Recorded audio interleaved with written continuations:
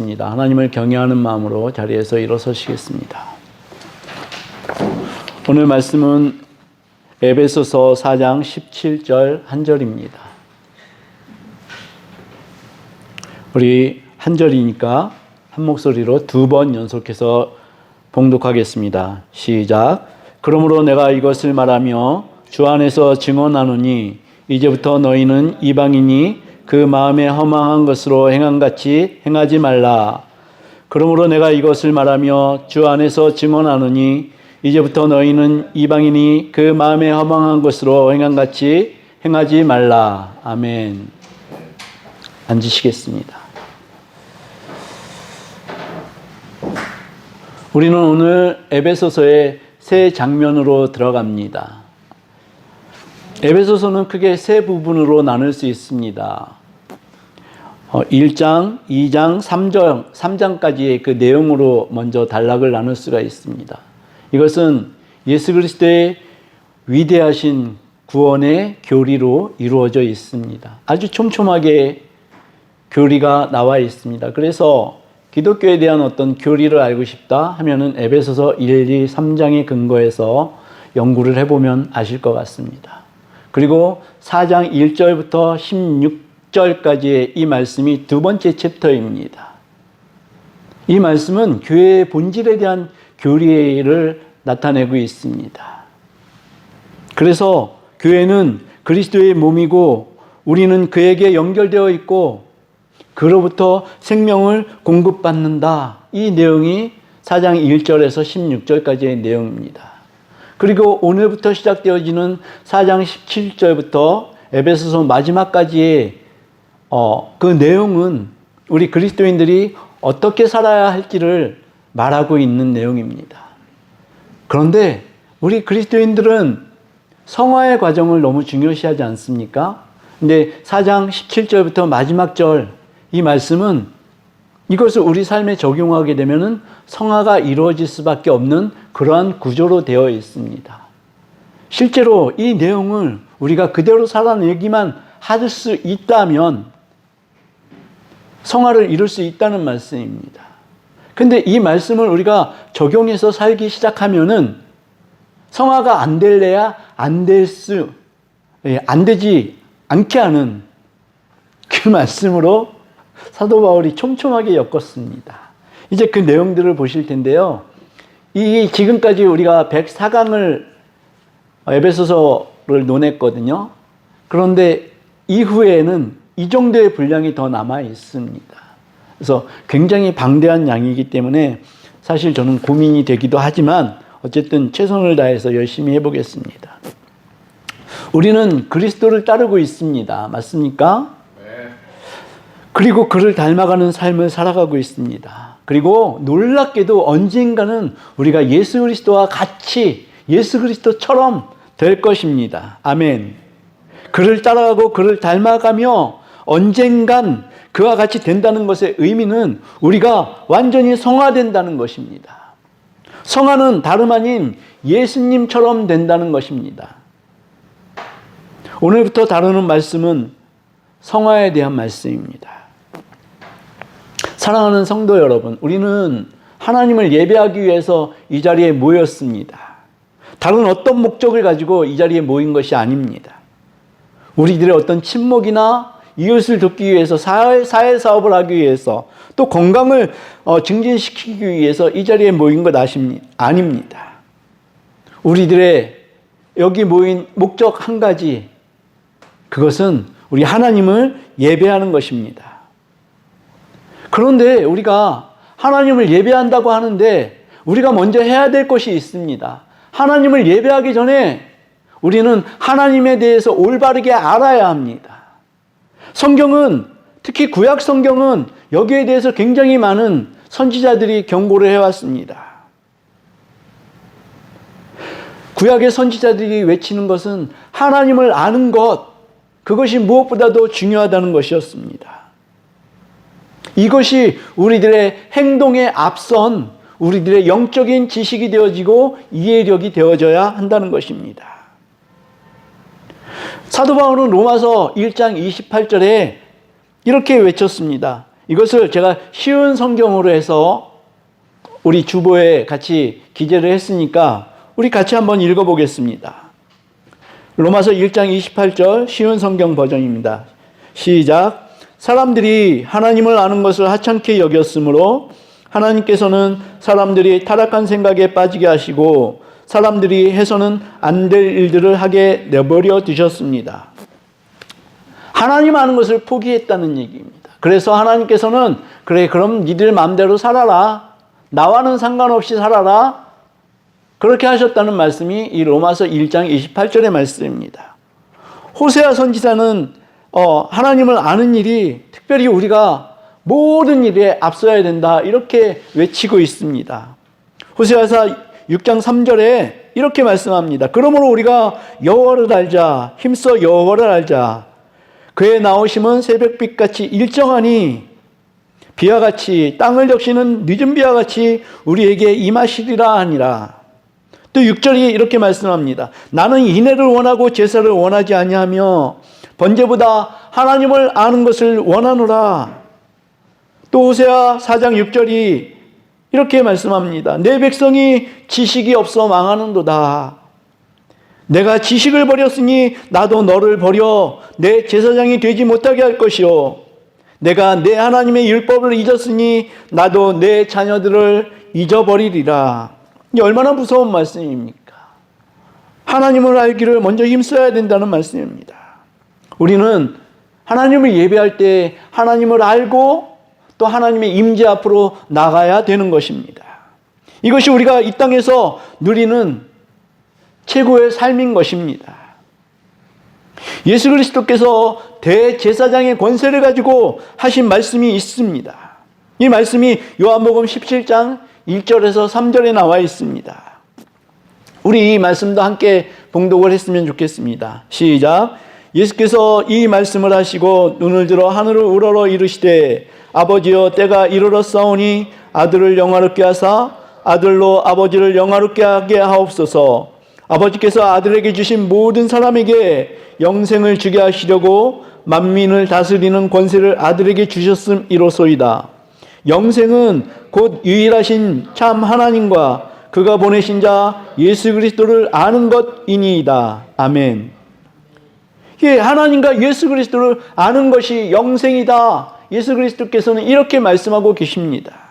우리가 하나님을 제대로 알지 못하면서 만약에 우리가 하나님을 제대로 알지 못하면서 예배를 하게 된다면 우리는 하나님을 제대로 예배할 수가 없게 되는 것입니다.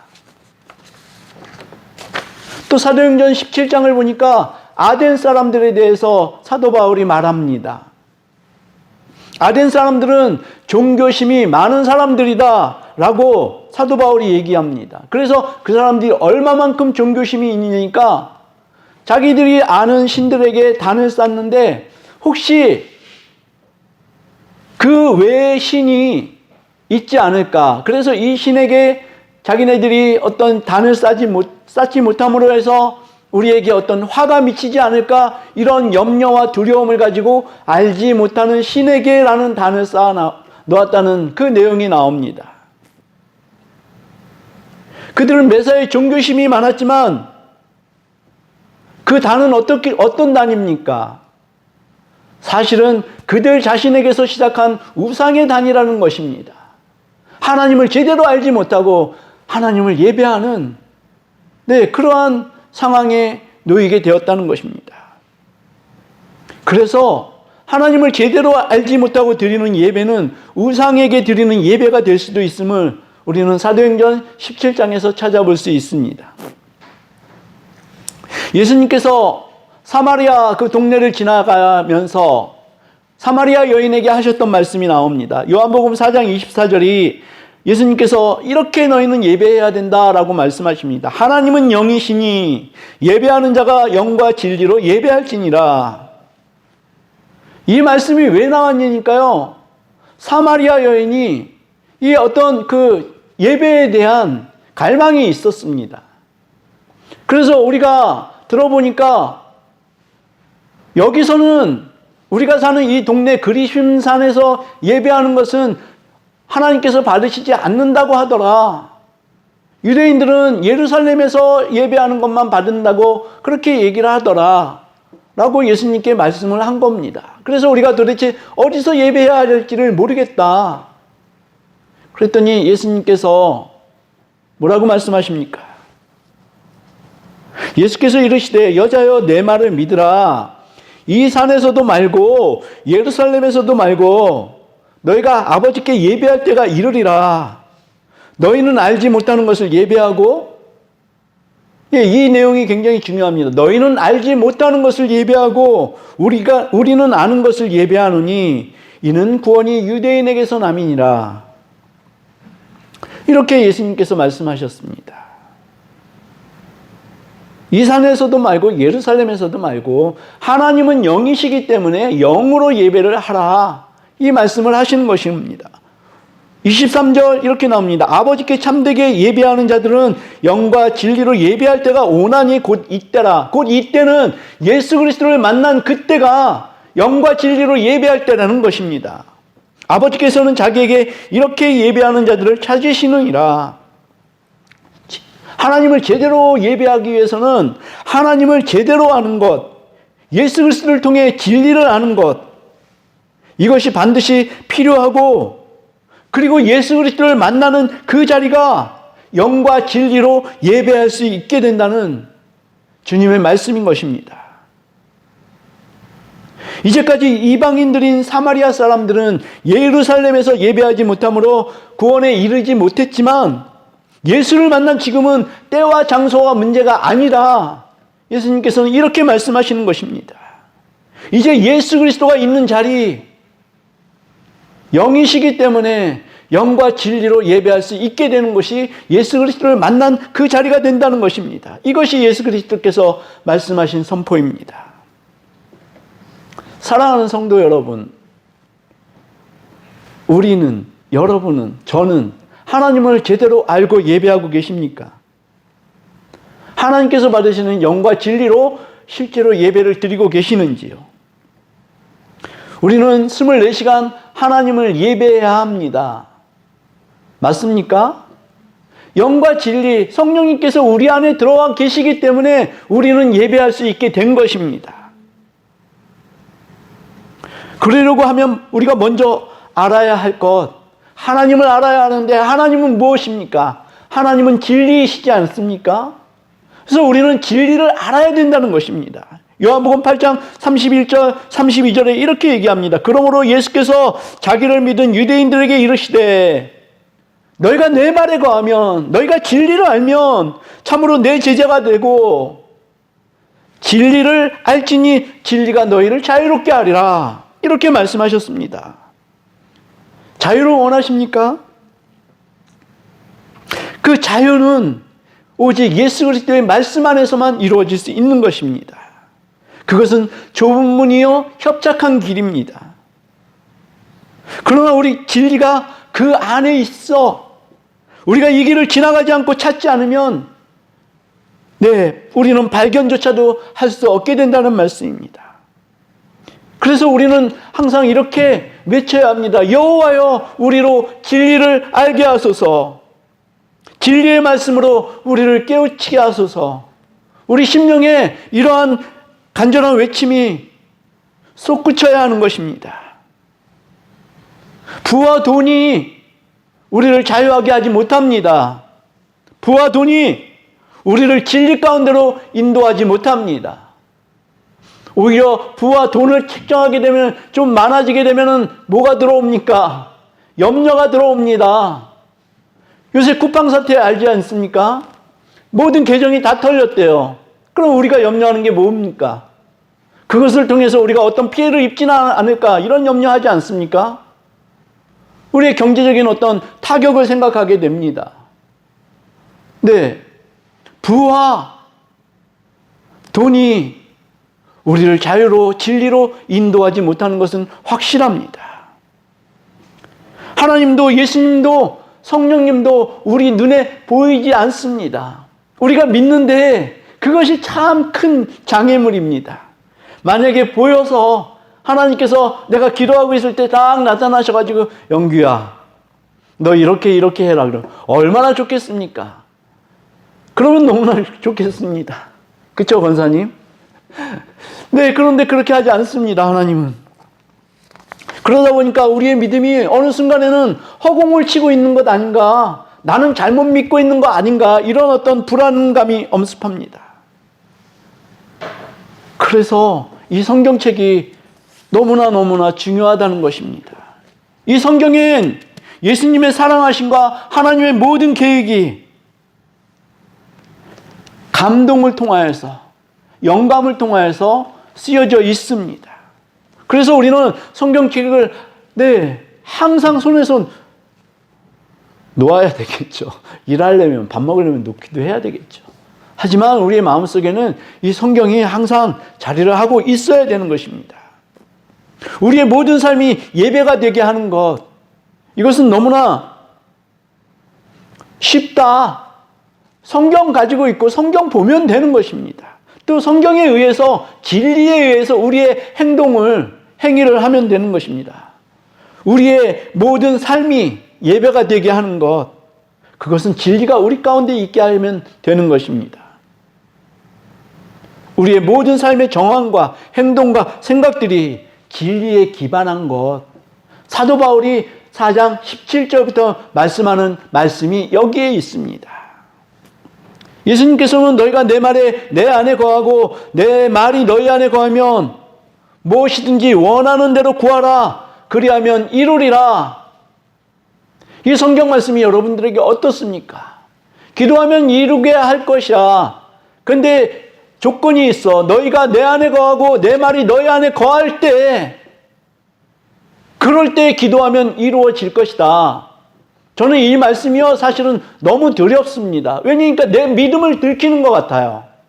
내가 암만 기도해도 이루어지지 않더라는 말씀이죠. 그럼 내 믿음은 잘못된 것인가? 어디까지 가야 되는 것인가? 이렇게 생각하지 않겠습니까? 또 예수님께서 하신 말씀 중에요, 굉장히 두려운 말씀이 있어요.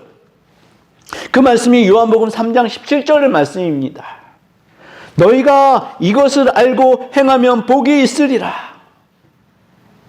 너희가 이것을 알고 행하면 복이 있으리라. 이걸 한번 거꾸로 뒤집어 보십시오. 여기에 부정문을 한번 붙여보세요. 너희가 이것을 알고 행하지 않으면 뭐라는 말씀입니까? 행하지 않으면 화가 있으리라. 이 말씀 아닙니까? 근데 예수님께서 이 말씀을 하신 배경이 어떻습니까? 잡히시기 전날 밤에 제자들과 마지막 만찬을 하시고 제자들의 발을 씻겨주셨거든요. 수건을 들으시고 무릎을 꿇으시고 발을 씻겨주셨습니다. 그때 이스라엘에서는요, 다른 사람의 발을 씻겨주는 사람은요, 그 집안에서 가장 낮은 직급에 있는 하인이 하는 일이 그 손님의 발을 씻겨주는 일이었다라고 합니다. 그런데 왕 대신 예수님께서요, 그 일을 하고 계신 것입니다. 네, 그 일을 하고 계시고 뭐라고 말씀하시니까 종이 주인보다 높지 못해. 그런데 내가 주인인데 내가 이 일을 하고 있어. 그러면 너희는 어떻게 해야 돼? 서로 발을 씻겨줘야 된다. 예수님께서 이렇게 말씀을 하셨다는 것입니다. 주인인 내가 종들인 너희의 발을 씻겨줬어. 근데 종들이 주인을 따라서 섬기지 않겠니? 이 말씀인 것입니다. 저는 우리가 성찬식을 하지 못했던 때가 생각났습니다. 저는 성찬식이 너무너무 중요한 우리 기독교의 정통이라고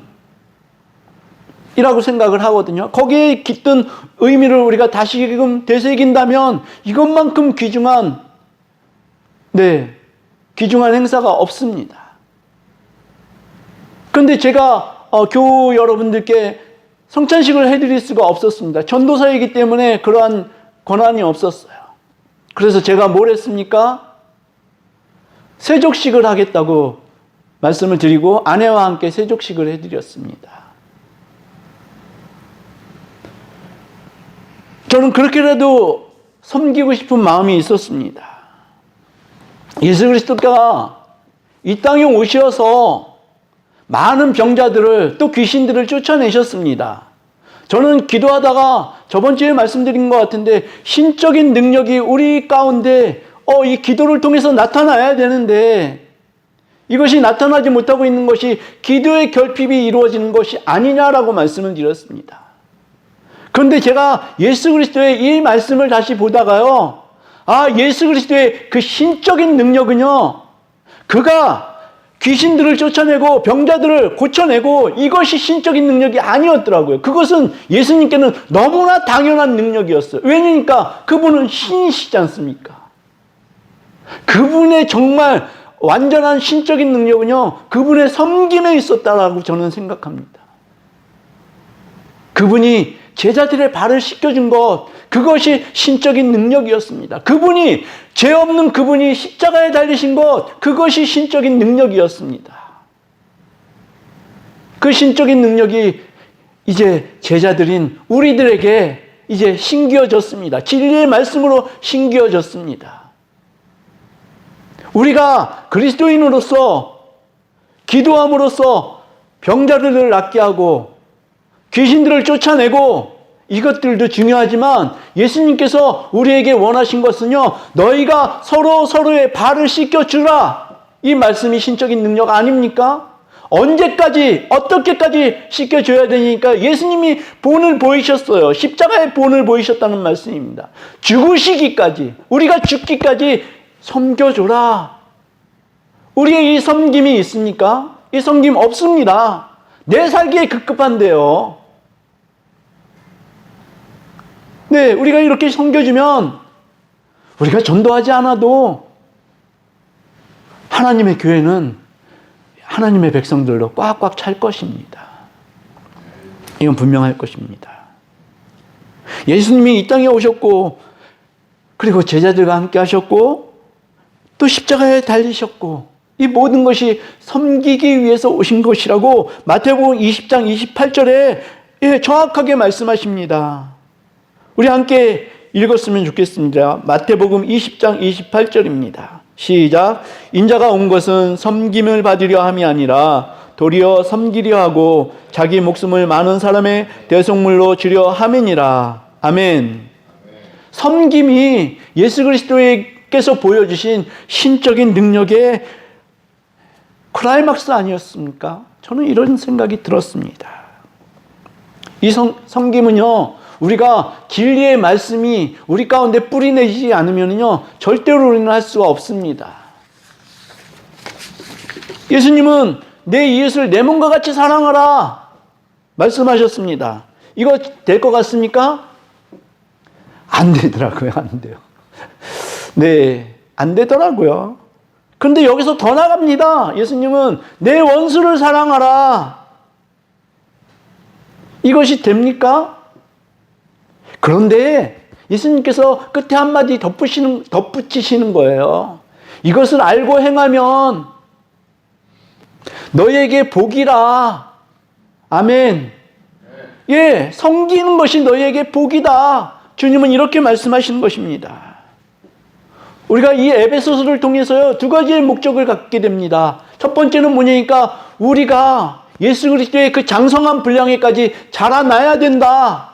이것이 우리의 첫 번째 목적이고요. 두 번째 목적은 에베소서 4장 3절에 뭐라 그랬습니까?